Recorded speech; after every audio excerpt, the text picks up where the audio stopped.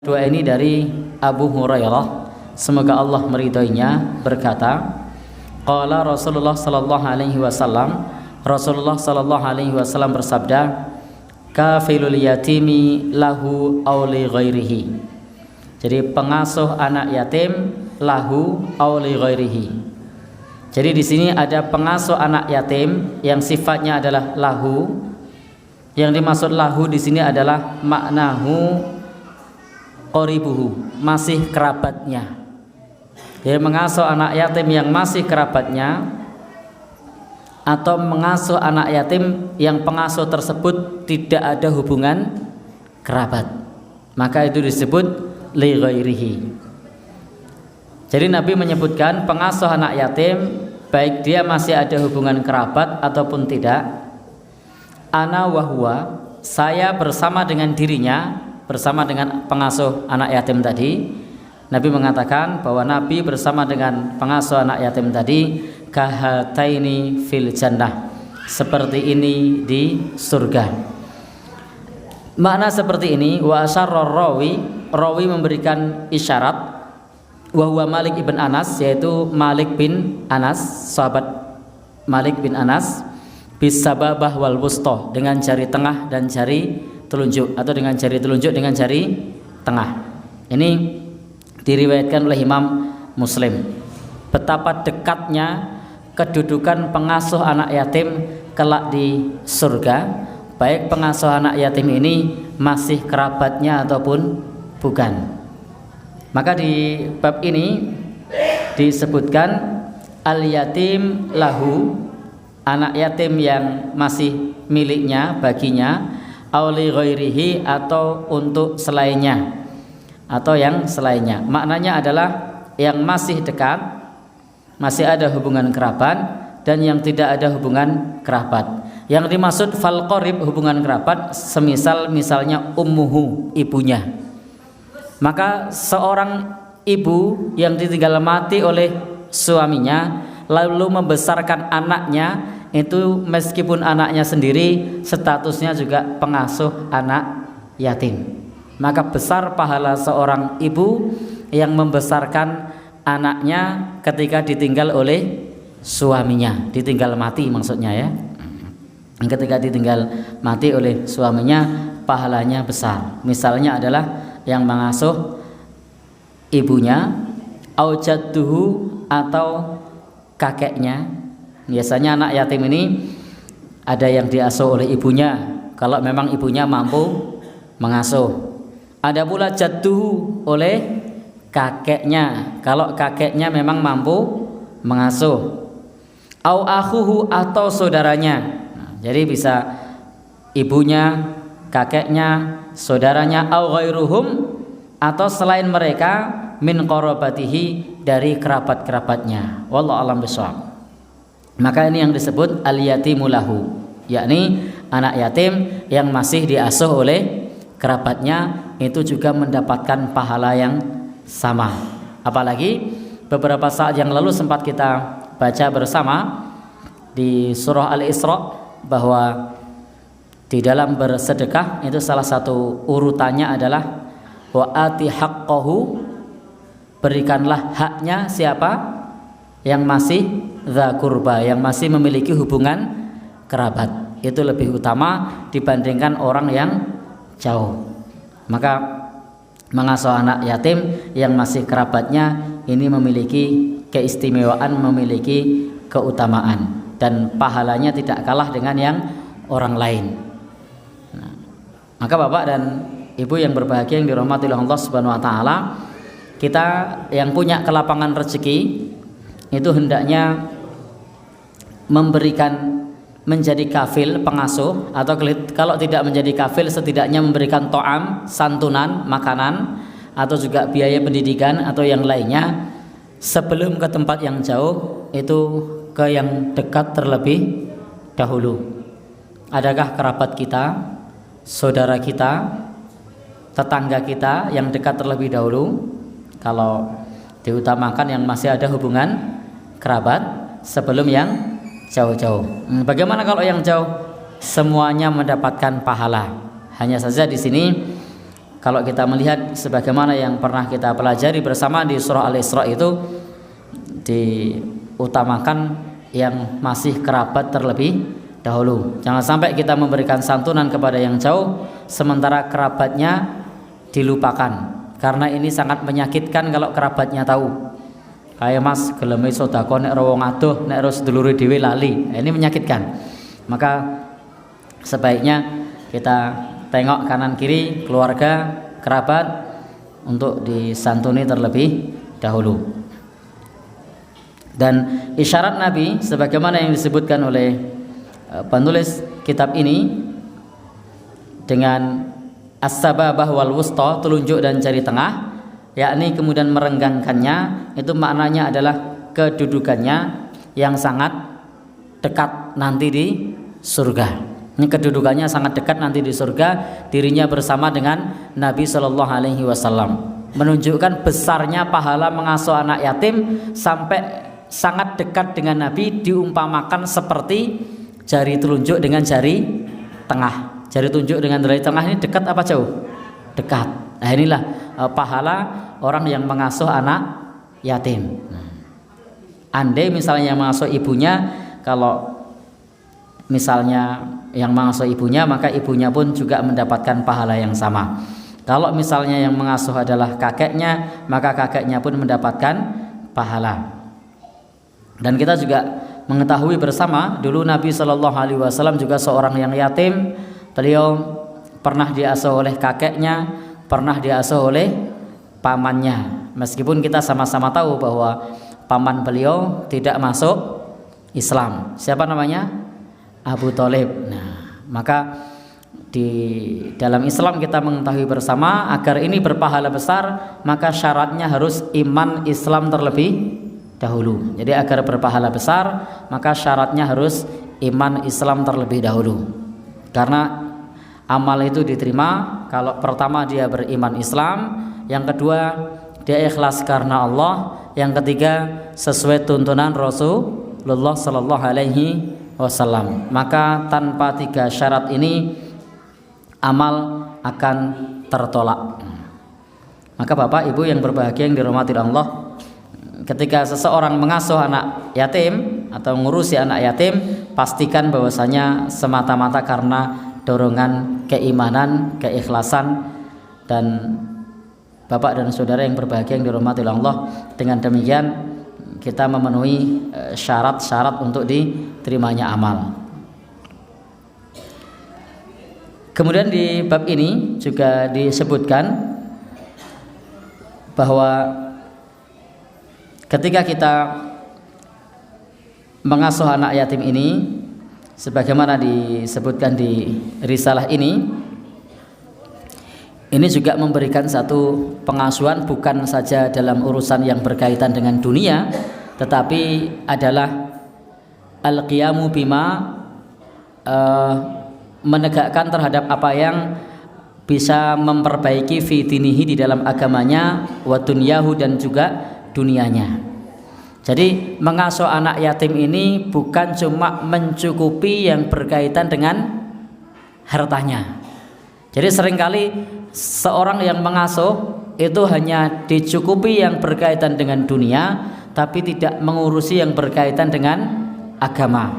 Padahal yang berkaitan dengan agama ini jauh lebih penting.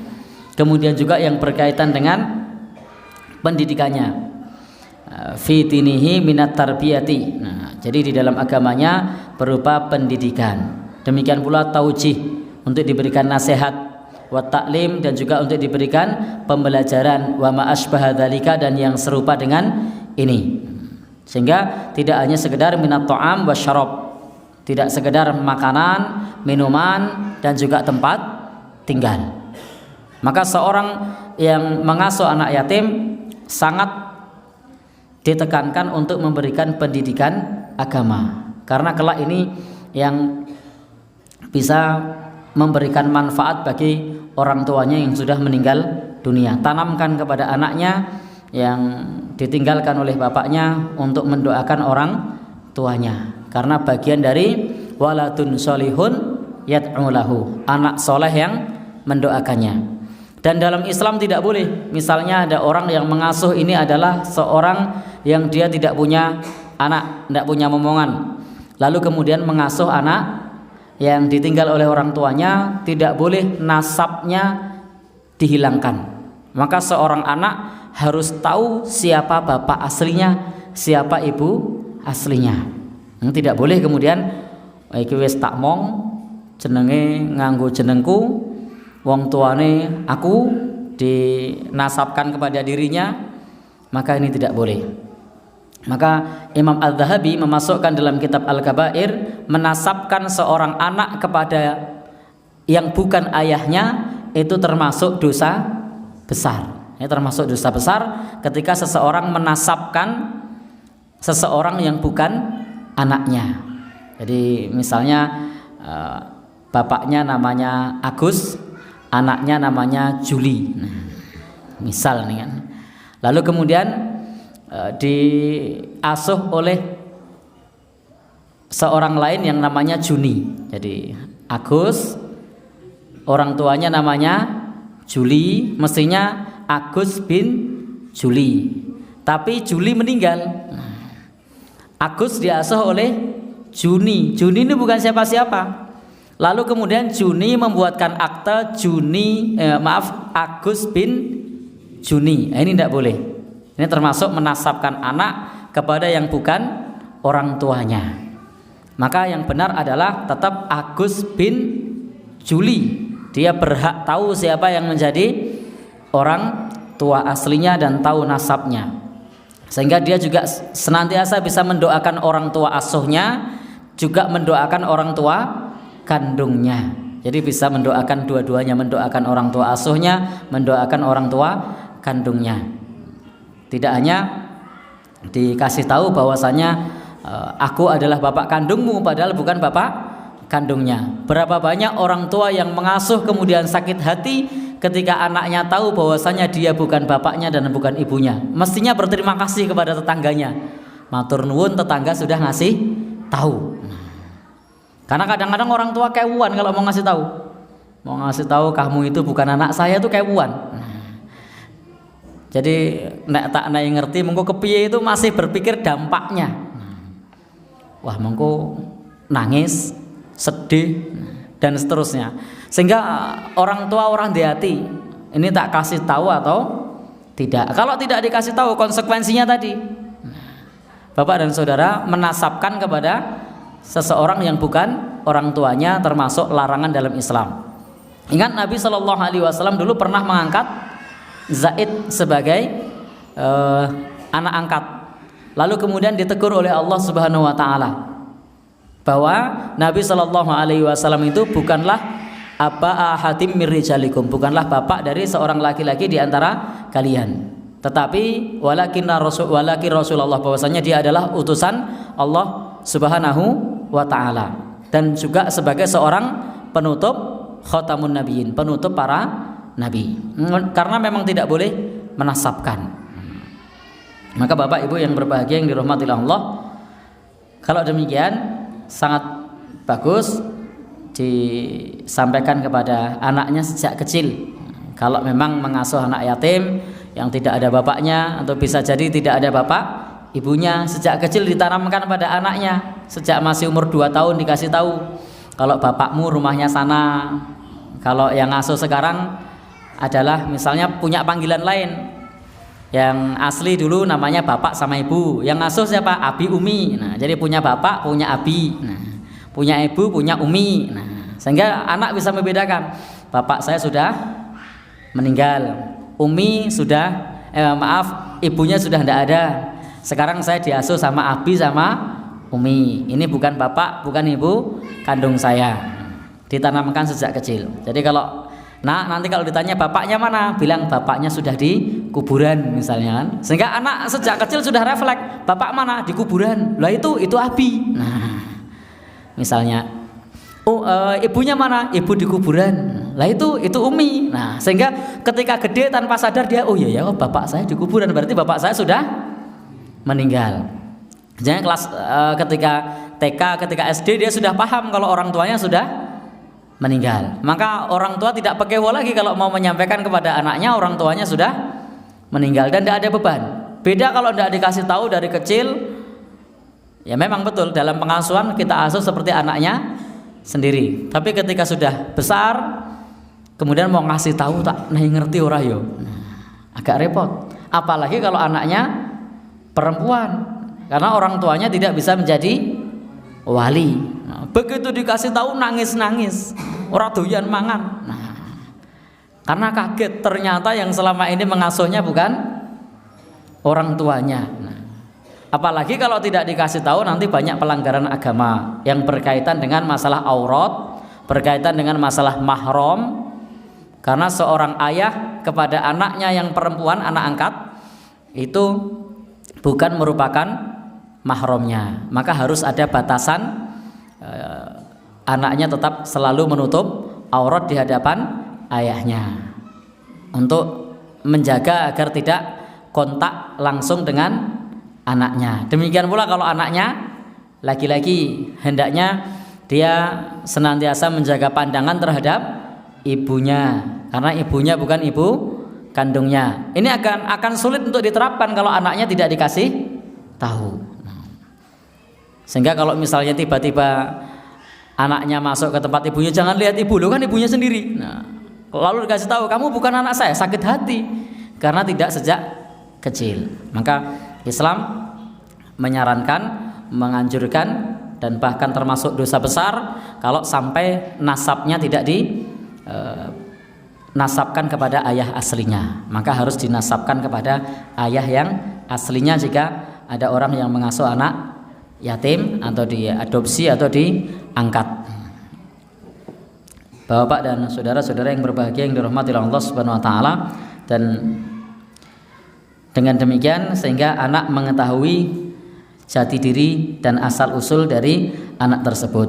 Apalagi kalau orang tua sampai menghilangkan jalur nasabnya, menghilangkan kontaknya, tidak boleh ketemu, menutupi identitasnya, ini perkara dosa besar. Maka orang tua tidak boleh menutup asal usul dari anaknya atau anak yang diasuh tadi. Itu tidak boleh ditutupi. Justru kalau ada tetangga yang ngasih tahu, saat itulah sesungguhnya orang tua yang mengasuhnya itu memberi tahu memang betul bahwa saya mengasuhmu karena waktu kecil bapakmu meninggal, ibumu tidak ada misalnya, sehingga anak bisa mengetahui. Dan lebih baik memang mengetahui dari orang yang mengasuhnya sendiri. Nanti silahkan bisa dibaca misalnya di Al-Kabair bagian bab menasabkan kepada orang tua yang bukan orang tuanya. Itu disebutkan falyatabawa maq'atuhu minan nar, maka hendaknya carilah tempat duduknya di api neraka. Jadi termasuk dosa besar karena sampai Nabi mengatakan maka carilah tempat duduknya di api neraka, karena menasabkan seseorang bukan kepada ayahnya atau orang tuanya langsung.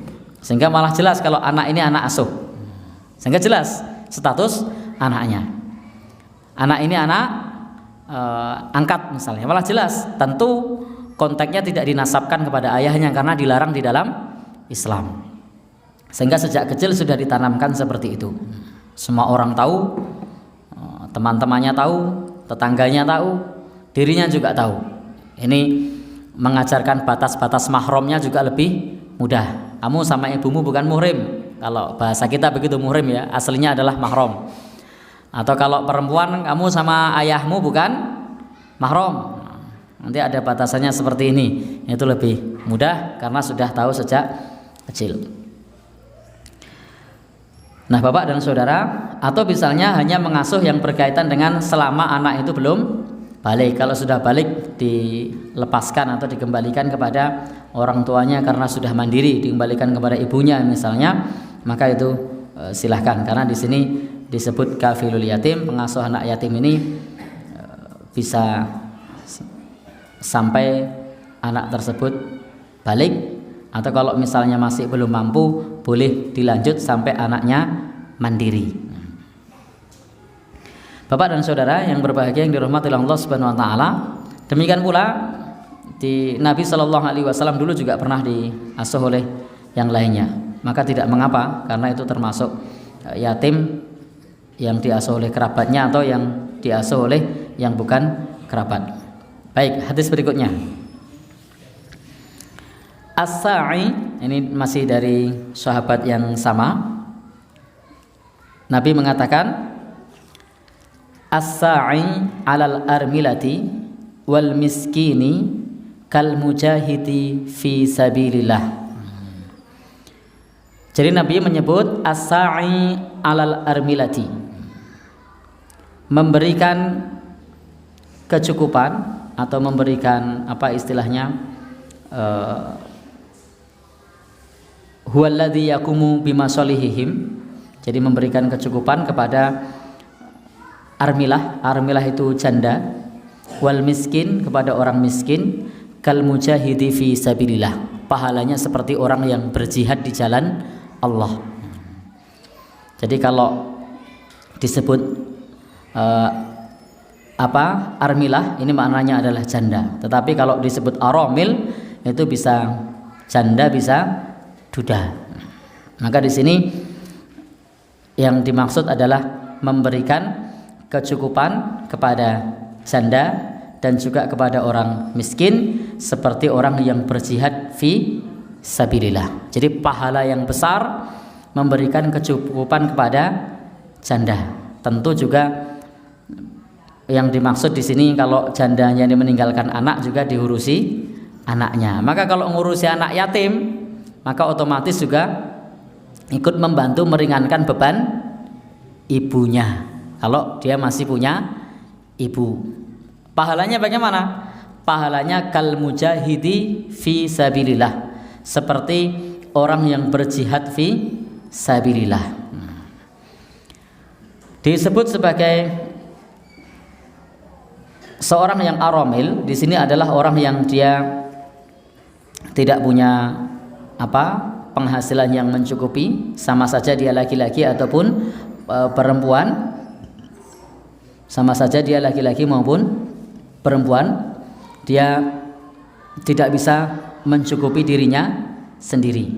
Maka ini ladang beramal soleh bagi kaum muslimin untuk bisa menyantuni anak yatim berikut juga ibunya, tentu dengan tata cara yang benar yang tidak mengundang fitnah, lewat yayasan resmi atau lewat Bapak dan saudara yang berbahagia yang dirahmati Allah, lembaga yang resmi. Jangan datang sendiri laki-laki, datang sendiri ke tempatnya janda, ini mengundang fitnah. Maka tidak boleh kita menyelesaikan masalah menimbulkan masalah. Ini malah mengundang fitnah, maunya menyelesaikan masalah tetapi malah menimbulkan masalah. Dirasani wong, difitnah, dituduh sing ora-ora, urusannya malah dawa ya. Maka silahkan bagi bapak ibu yang punya kelapangan rezeki untuk bisa memberikan santunan kepada anak yatim berikut ibunya, tentu dengan jalur yang legal, lewat Pak RT, lewat Pak Dukuh, sehingga jauh dari fitnah dan persangkaan-persangkaan yang tidak-tidak, bahwasanya murni kita ingin membantu. Lebih baik lagi kalau misalnya kita tidak memunculkan identitas, titip sama Pak Dukuh atau Pak RT, Pak RT ini ada rezeki, mohon minta tolong disampaikan kepada fulanah untuk biaya sekolah anaknya. Jangan sampaikan kalau ini dari kami, bilang saja ada anggaran dari hamba Allah atau dari kita, dari kami untuk ibu misalnya. Itu lebih aman dibandingkan kemudian datang sendiri ke rumahnya, letuk aja jelek geler mana? Tahu aja jelek geler ya? Apa itu jelek geler? Bola Bali. Nah, ini mengundang fitnah. Maka bisa melalui jalur yang resmi seperti Pak RT, Pak Dukuh atau yayasan yang resmi, sehingga tidak menimbulkan permasalahan di kemudian hari. Apalagi kalau janda yang ditinggalkan memiliki paras yang banyak diidamkan oleh orang. Nah, ini mengundang fitnah lagi. Nah, perkataan orang macam-macam. Nah, maka Bapak Ibu yang berbahagia, tidak boleh kita untuk melakukan sesuatu yang baik tetapi justru menimbulkan sesuatu yang buruk. Maka kemungkinan-kemungkinan semacam itu harus dihindari. Memang kita menginginkan pahala yang besar, tetapi tidak boleh hal tersebut ketika memberikan santunan tersebut kemudian justru malah membuat kita terkena fitnah, atau bahkan tidak hanya terkena fitnah dari orang-orang tetapi juga bisa terkena goda, fitnah yang bermakna goda. Ini sangat berat, apalagi laki-laki. Jadi laki-laki, maka kalau misalnya mau datang harus ditemani yang lain, tidak hanya sendirian. Supaya apa? Supaya terbebas dari berbagai macam persangkaan orang-orang. Ya, Bapak Ibu-ibu yang berbahagia yang dirahmati oleh Allah Subhanahu wa taala. Apalagi kalau di tempat kita, kalau sudah ngomongi memberikan santunan kepada janda itu sensitif. Nah, pikirannya orang warno. Nah, maka Bapak Ibu, di bab ini meskipun pahalanya besar, maka juga harus dengan cara yang benar, harus berhati-hati agar tidak menimbulkan hal yang negatif yang lainnya. Demikian pula memberikan kepada wal miskin, kepada orang miskin. Siapakah yang dimaksud dengan orang miskin? Orang miskin yang disebutkan oleh Nabi adalah mereka yang hidupnya kekurangan tetapi mereka menahan diri dari meminta-minta. Itu adalah orang miskin. Hidupnya kurang tapi dia tahan diri dari meminta-minta. Dia tetap jaga diri, dia terima kondisinya, dia berusaha untuk tidak minta. Ini adalah orang miskin. Nah, Bapak Ibu, kemudian perawi mengatakan wa ahsubuhu, dan aku menyangka wa kal qaim alladzi la yafturu wa kas shaim la yuftiru. Jadi pahalanya di samping seperti mujahid fi sabilillah. Di sini perawi ada keraguan sehingga perawi mengatakan dan aku mengira seperti orang yang sholat malam dan dia tidak tidur. Jadi sholat sepanjang malam. Wa kashaim, seperti orang yang puasa, la yuftiru, dia tidak berbuka. Artinya dia terus berpuasa. Ini betapa besarnya pahala memberikan kecukupan kepada janda dan juga orang miskin. Tentu janda ini berikut anak-anaknya. Sampai disebutkan seperti orang yang berada di medan jihad, seperti orang yang sholat lail dan dia tidak tidur, seperti orang yang puasa dan dia tidak berbuka. Maksudnya bukan puasa wisol, pahalanya itu koyo poso terus, pahalanya itu seperti orang sholat malam terus. Itu padahal kita sama-sama tahu yang namanya puasa itu bukan pekerjaan yang mudah. Puasa Daud 3 bulan libur. Kenapa? Berat. Sudah Senin Kemis tapi ternyata lihat temannya kuliner gagal. Karena beratnya menjalankan ibadah puasa Senin Kemis. Demikian pula sholat lail. Sudah rutin 1 bulan, sekali tidak rutin liburnya lama. Kenapa? Berat. Tetapi memberikan santunan kepada janda, demikian pula kepada orang miskin, ternyata pahalanya mencukupi semua itu. Seperti orang yang berjihad fi sabilillah, seperti orang yang sholat tidak tidur, dia sholat setiap malam, seperti orang yang berpuasa tidak berbuka, dia berpuasa setiap hari. Jadi besarnya pahala. Maka kalau demikian Bapak Ibu, ini merupakan dalil bagi kita untuk memberikan infak kepada orang yang membutuhkan infak, untuk memberikan pertolongan kepada orang yang membutuhkan pertolongan. Jadi untuk memberikan sesuatu itu sifatnya adalah yang tepat sasaran. Maka Nabi kalau menganjurkan orang berinfak, menganjurkan orang untuk menyantuni, itu yang tepat sasaran. Contohnya ini adalah para janda, anak yatim, orang miskin yang betul-betul tepat sasaran, bukan hanya sekedar membuang-buang harta. Karena bersedekah itu maksudnya bukan membuang harta, tetapi untuk mengurusi orang yang tidak terurusi, untuk menolong orang yang tidak bisa mampu mengurusi dirinya.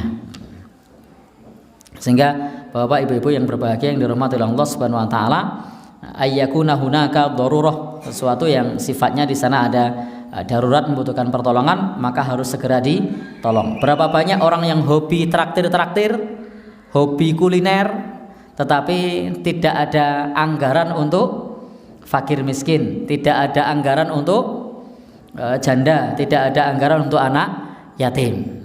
Memang traktir-traktir itu ya baik, tetapi kalau kita kemudian sering traktir-traktir, maka ingat di sana ada hak orang yang membutuhkan. Karena memberi hadiah itu juga perkara yang baik. Tetapi ingat, harus kita pertimbangkan. Sering makan malam itu secara medis, secara kesehatan juga bukan merupakan perkara yang baik. Sehingga sesekali saja. Traktir juga silahkan, tetapi tidak menjadi kebiasaan tiap malam bakmi. Apalagi biasanya Magelangan sesekali. Tetapi kalau kemudian ketemu bakmi, Bapak Ibu yang berbahagia yang dirahmati Allah, ada orang lain yang lebih membutuhkan dari teman-teman kita. Silahkan itu mentraktir untuk merekatkan persaudaraan, tetapi tidak melupakan hak orang-orang yatim, miskin, dan para janda. Baik, hadis berikutnya. Bapak Ibu-ibu yang berbahagia yang dirahmati Allah Subhanahu wa taala, hadis yang berikutnya masih dari sahabat yang sama, dari Nabi Shallallahu alaihi wasallam, beliau bersabda, bi'sat ta'amul walimah, seburuk-buruk makanan adalah makanan walimah. Loh, kenapa seburuk-buruk makanan? Kalau yud'a ilaiha, diundang padanya al-aghniya'u, orang-orang kaya. Jadi kalau walimah hanya mengundang orang kaya. Wa yutrak, dan ditinggalkan atau tidak diundang al-fuqara, orang-orang fakir. Maka walimah itu yang baik adalah mengundang orang-orang fakir, mengundang orang-orang miskin. Untuk apa? Salah satunya untuk merekatkan antara orang fakir dengan orang kaya, untuk perbaikan gizi. Ini salah satunya. Tetapi kadang tren di zaman modern, ketika walimah yang dipanggil yang iso nyumbang akeh. Kadang-kadang untuk bisnis. Wah, nek ngundang tidak yang mentereng, tidak yang mobil-mobilan, mobil betulan maksudnya ya. Nah, itu modale ora bali, atau kadang-kadang gengsi. Padahal walimah itu adalah yang terbaik sebagaimana yang dianjurkan oleh Nabi Shallallahu alaihi wasallam. Maka di sana mengundang orang fakir, mengundang orang miskin, karena inti walimah itu adalah jamuan makan. Jadi inti walimah itu adalah jamuan makan. Maka tidak perlu dicela orang yang datang yang tidak bawa cindera mata, orang yang datang yang tidak membawa amplop, orang yang datang yang tidak membawa kado. Karena prinsip dari walimah itu adalah jamuan makan. Jadi diundang itu untuk makan-makan. Intinya di situ. Maka Bapak Ibu yang berbahagia, Nabi mengatakan bi'sat ta'amul walimah, seburuk-buruk makanan adalah makanan walimah yang di sana diundang orang-orang yang kaya, sementara orang-orang miskin tidak diundang. Kenapa? Karena Bapak Ibu yang berbahagia yang dirahmati Allah, prinsip walimah adalah prinsip makan-makan yang di sana orang masyarakat semua dikumpulkan, baik yang kaya maupun yang miskin, semua lapisan masyarakat. Tidak boleh melupakan orang yang miskin, orang yang fakir, karena justru disitulah kesempatan untuk merekatkan persaudaraan antara orang yang kaya dengan orang yang miskin.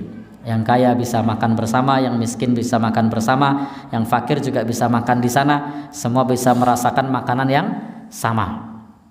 Bapak Ibu, karena kalau kemudian yang diundang hanya orang-orang kaya saja, maka walimah di sini berbeda. Kenapa? Karena kalau orang miskin dijamin dengan makanan yang, orang fakir dijamu dengan makanan yang enak, itu dia akan berkesan. Kalau orang kaya sudah biasa. Sehingga kita sering menjumpai kalau di acara walimah, kadang-kadang ketika ngambil makanan tidak dimakan, cuma diambil 1 sendok ditaruh di bawah meja, di bawah kursi. Ngambil minuman dicicipi ditaruh di bawah kursi. Kenapa? Karena yang diundang orang-orang kaya. Kalau diundang orang miskin, insya Allah tidak akan ditaruh di bawah meja, mungkin malah bungkus di plastiki digawa mulih. Ya kan? Jadi eman-eman kalau sampai kemudian ditaruh di bawah meja. Ini mubadzir. Innal mubadzirin kanu ikhwanas syayatin. Sesungguhnya mubadzir, menyia-nyiakan harta, itu termasuk temannya setan. Maka bersyukurlah kalau pada saat walimah kemudian ada orang yang bungkus pulang, berarti kita ngundang orang yang tepat. Sayangnya di zaman modern ini kalau ada orang yang bungkus, diambil gambarnya, diupload di sosial media, lalu dibully, dibilang katrok, deso, apa? Kirmah. Apa itu kirmah? Mikir ngomah. Oh ya. Dibilang katrok, deso, kirmah. Justru kalau demikian kita mengundang orang yang tepat. Mereka memang orang-orang yang diundang yang membutuhkan makanan. Tetapi kalau mengundang orang yang tidak tepat, nah, berapa itu? Berapa piring saja nasi yang terbuang? Berapa porsi bakso yang tidak dimakan? Berapa porsi mie yang cuma dicicipi tok kemudian ditaruh? Maka sebaiknya juga bagi tamu hadirin yang hadir itu juga memperhatikan, kalau memang tidak doyan tidak usah ngambil, karena nanti makanan jadi mubadzir. Jadi sudah tidak doyan tapi ngambil. Kalau tidak doyan tidak usah ngambil, karena nanti akan menyia-nyiakan harta. Nek ra gelem rasa ditemok, rasa dicipi. Kenapa? Kalau tidak diicipi, misalnya piring terbang ya, piring terbang itu piring yang disajikan. Kalau di tempat kita kerni. Kalau memang tidak mau biarin aja, biar nanti diambil kembali sama pramuladinya, diambil sama sinomannya. Ketika diambil lagi, insya Allah nanti di dalam masih dimanfaatkan. Tapi kalau sudah diambil 1 sendok, diapain nanti sampai dalam? Nah, dianggap sisa dan nanti kemudian mubadzir. Nah, maka kalau memang tidak suka, tidak selera, tidak usah dimakan. Ya, ini ada pertanyaan, selera tapi karena kepedesan. Yang saya tahu biasanya sambalnya dipisah. Ya, jadi biasanya sambalnya dipisah. Jadi kalau misalnya tidak suka pedes, jangan ngambil sambal. Sudah tahu tidak suka pedes, pas minta bakso sambalnya dibanyakin. Nah, tidak jadi makan. Nah, maka kita harus mengukur kemampuan kita. Kalau memang kita tidak suka pedas, jangan ambil yang pedas. Bapak-bapak dan saudara-saudara yang berbahagia yang dirahmati Allah, dalam hadis yang lain juga Nabi mengatakan syarrut ta'am ta'amul walimah yumnauha mayyatiha. Jadi seburuk-buruk makanan adalah makanan walimah yang tidak bisa mendatangi orang yang semestinya mendatangi. Wa yud'a ilaiha, dan diundang padanya orang-orang yang mestinya dia adalah bukan orang yang membutuhkan. Wa man lam yujibid da'wah faqad asallah wa rasulah. Barang siapa yang tidak menghadiri undangan, maka sudah bermaksiat kepada Allah dan Rasulnya. Jadi kalau memang kita diundang, maka hendaknya kita datang. Kalau tidak datang bagaimana? Sudah bermaksiat kepada Allah dan Rasulnya. Selama di dalam acara walimah tersebut tidak terdapat maksiat. Kalau ada maksiat maka tidak wajib datang. Jadi diundangi di acara walimah, tapi di acara walimah tersebut terdapat maksiat. Karena terdapat maksiat, maka itu adalah udzur syar'i untuk tidak mendatangi acara tersebut. Bapak ibu-ibu yang berbahagia yang dirahmati Allah Subhanahu wa taala, apalagi kalau di sana terdapat kesyirikan, misalnya persembahan-persembahan kepada makhluk halus atau kepada dewa-dewi misalnya, maka status wajib itu menjadi hilang. Karena maksiat saja kita tidak boleh datang, apalagi ada kesyirikan. Lebih-lebih lagi kita tidak boleh datang. Nah, Bapak Ibu yang berbahagia yang dirahmati oleh Allah Subhanahu wa taala, walakin labudda fiha min syurut. Jadi kalau kita mendatangi walimah ada beberapa syarat. Yang pertama adalah ayyakuna da'i musliman, jika yang mengundang seorang muslim. Fa illam yakun musliman, kalau yang mengundang bukan orang muslim, maka datang ini tidak wajib, tetapi boleh mendatangi selama di sana ada maslahat.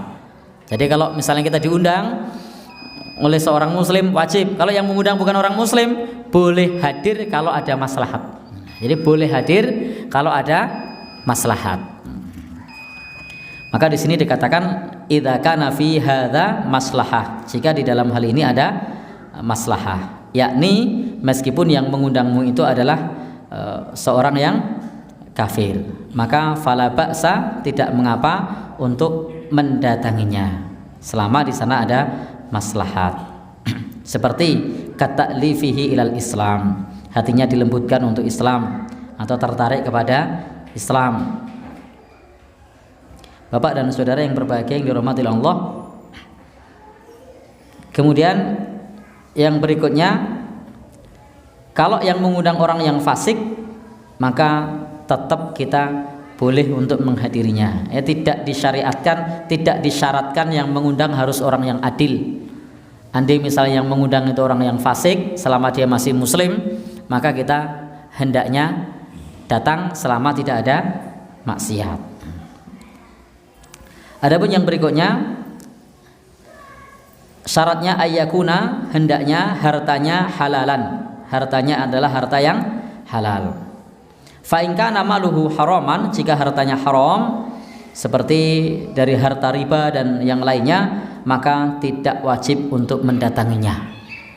Jadi penulis kitab ini mengatakan kalau kita diundang walimah dan hartanya itu adalah harta riba, maka mendatanginya tidak wajib.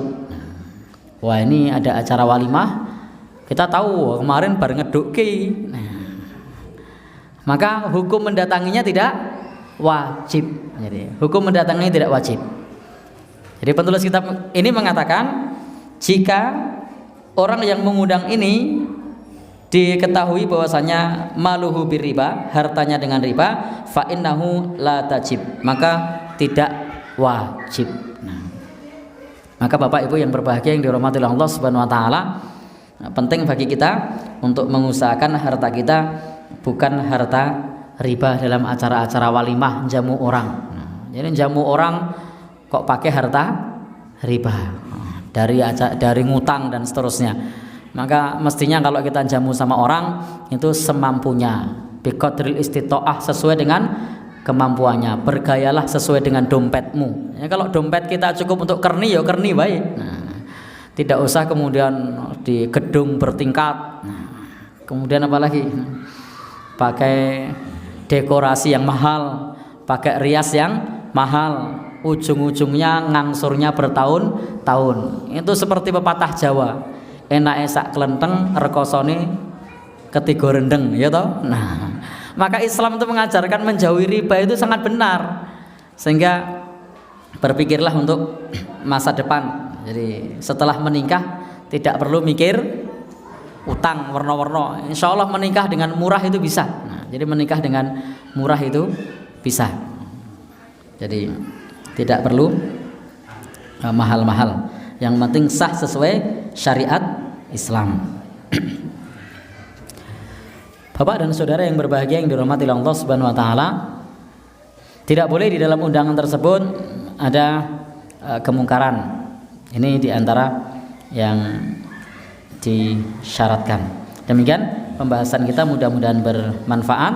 Pada prinsipnya di bab ini Rasulullah Shallallahu Alaihi Wasallam mengajarkan kepada kita besar pahala orang yang menyantuni anak-anak yatim, kedudukannya di surga, diberi isyarat seperti jari telunjuk dengan jari tengah, sangat dekat dengan Rasulullah Shallallahu Alaihi Wasallam.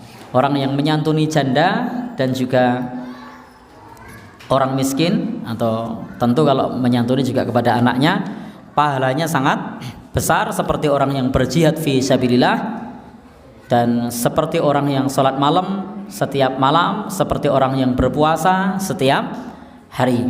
Dan jika kita mengasuh seorang anak, maka kalau diasuh tidak boleh nasabnya dinasabkan kepada yang mengasuh, tetapi diberitahu siapa nasab dari anak tersebut. Biarkan anak itu mengetahui asal usul dari dirinya sendiri. Bagian yang akhir adalah pentingnya untuk menjaga persaudaraan kepada orang fakir atau orang miskin. Maka dalam walimah jamuan makan, maka yang diundang bukan orang yang kaya saja, tetapi juga mengundang orang fakir miskin. Karena prinsip walimah itu adalah bukan mencari kado, bukan golek balen, bukan, tapi prinsip walimah itu adalah jamuan makan. Jadi kalau kemudian sudah merasa bahwa acara ini nggo golek balen, biyen kerep nyumbang sesuk ben bali, itu sudah salah tujuan. Maka kalau kita mengadakan walimah, tujuannya adalah jamuan makan. Jadi bukan untuk golek balen. Kalau golek balen sesuk mendo balekke, ini sudah salah tujuan. Kalau ngundang biar nyumbangnya banyak, ngadone akeh, ini juga sudah salah tujuan. Yang benar adalah mengundang orang untuk mengumumkan, ini loh anak saya menikah, ini loh saya sedang menikah, sehingga orang diundang untuk bersyukur, untuk makan. Adapun orang datang membawa hadiah, silahkan diterima. Kalau mau dibales monggo, itu silahkan. Tetapi itu bukan merupakan bagian dari walimah yang kemudian menjadi orientasi utama. Karena sesungguhnya orientasi utama dalam walimah itu mengumumkan kepada orang bahwasanya sudah menikah dengan cara mengundang untuk jamuan makan. Jadi maka kalau jenengan sedang tidak punya duit, datang tidak apa-apa. Dalam prinsip Islam loh, prinsip wong ini dewi mbuh. Biasanya gimana? Izin. Oke. Ya, ternyata izin ya. Padahal tidak apa-apa dalam prinsip Islam. Inilah ya kemudian menjadikan orang fakir tidak datang. Karena kemudian persangkaannya macam-macam, tidak dikira golek-golek, tidak dikira ngelih, padahal ngelih tenan. Sebenarnya tidak masalah, karena dalam Islam memang salah satu fungsi walimah itu mendekatkan mereka kepada orang-orang kaya, kepada orang yang lain agar bisa makan enak, makan bareng. Maka Nabi mengatakan seburuk-buruk makanan adalah makanan walimah, jamuan makan, yang di sana orang kaya diundang, orang miskin tidak diundang. Justru sertakan orang-orang miskin. Kalau perlu pada saat menikah, berikan tempat duduk khusus, mengundang orang miskin yang dia dikasih surat misalnya kuota untuk tidak membawa kado misalnya. Nah, sehingga diberi di dalam undangannya misalnya tulisan, kami sangat berbahagia jika Anda tidak membawa cindera mata. Nah, siapa ini? Orang-orang yang memang mereka secara ekonomi lemah, anak-anak yatim misalnya, fakir miskin, kasih undangan, kasih tulisan, kami sangat berbahagia jika Anda tidak membawa amplop misalnya. Nah, jadi mereka akan datang dengan lapang dada karena memang tulisannya mengundang untuk menyaksikan pernikahan, bukan ngarep cindera mata. Kira-kira pernah dapat undangan seperti itu? Oh pernah ya, alhamdulillah. Ini pernah. Demikian, billahi taufik wal hidayah. Subhanakallahumma wa bihamdika asyhadu an la ilaha illa anta astaghfiruka wa atubu ilaik. Wassalamualaikum warahmatullahi wabarakatuh.